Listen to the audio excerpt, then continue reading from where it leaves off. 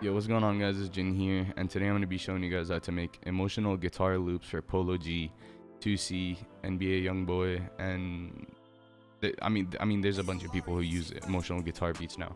Before we get into it, I just want to say I did just have my first major placement drop. It's DCG Shun and DCG B-Sav featuring Cowboy.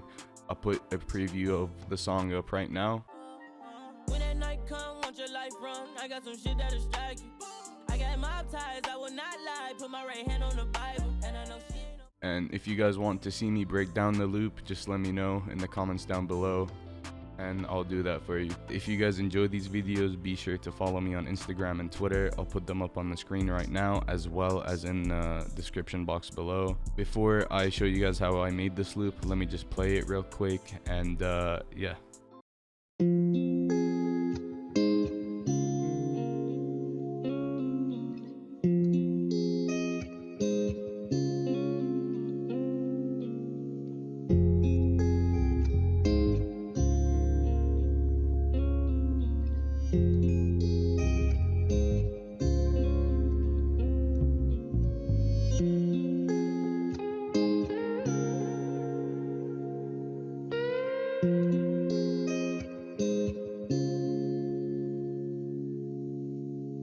So I first started off this melody by just messing around on my guitar. I know this chord progression that I really like to play and make loops with. So I just played this, and I started off with this main guitar right here.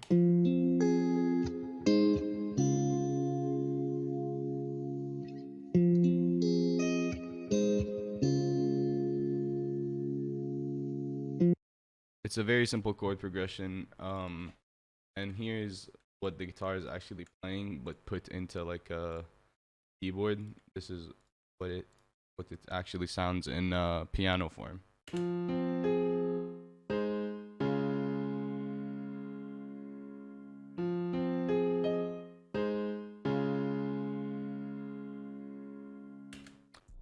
I don't really know a lot of music theory, especially when it comes to playing the guitar. I usually just play things by ear, so I can't really go too in depth with why I chose these chords or what these chords actually are, because like I said, I just play by ear.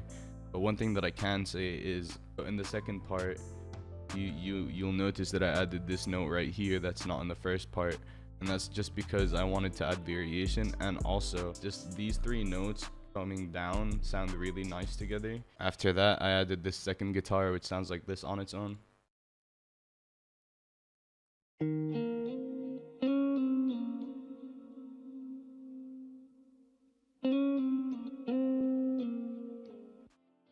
So it's not really doing anything too crazy, but if you look at the waveform and notice how coming in when the main guitar is taking like a break, that's something that I've been doing a lot lately with my loops, is letting each layer kind of breathe on its own, so they're not really clashing with each other and everything just has its own little space, if that makes sense.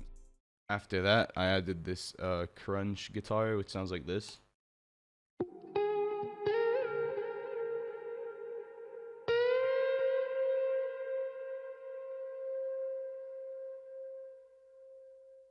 Sounds really nice, especially with the bend at the end. And the reverb tail, it just gives it like a really nice ambience to it. And with everything else, it sounds like this.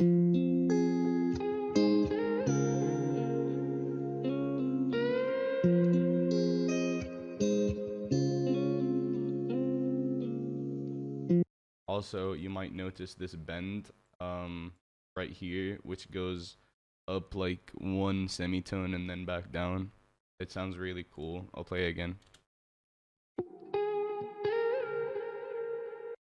It just sounds really nice, especially with the reverb and delay. So after that, I added this clean ambient guitar, which sounds like this.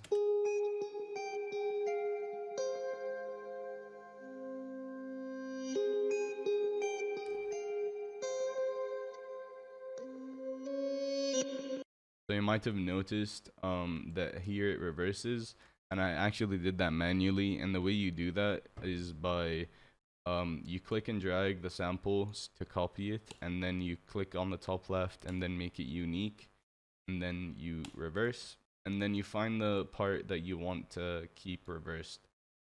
let's say for example like this.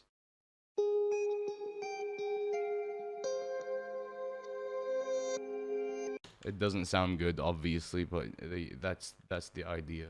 That's how you actually do that. And then after that I added this bass from Contact. It's the Scarby Rickenbacker bass, and it sounds like this.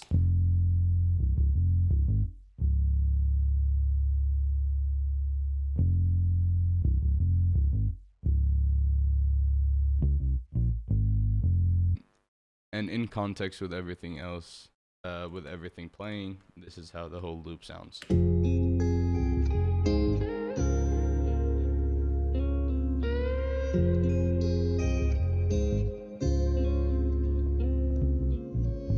So for the mixing, I didn't really do anything too crazy. It's just basically EQs on everything except for the bass. I do have some compression on it, and then all the instruments go to this bus right here, which is like a mix bus. I have a bus compressor set to these settings, and an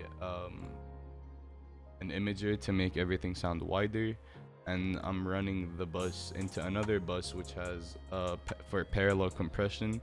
So this has a compressor which is doing like pretty much maxing it out, but it's like really low in the mix because I have this limiter right here which is just pushing it down, and what this does is it just gives the loop more energy, at least in my opinion. So without it, this is what it would sound like.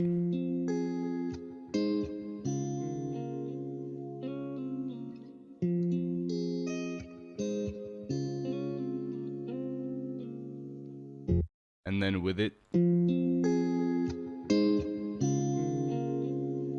so I'm gonna turn it on and then back off just to like give you like an A/B comparison.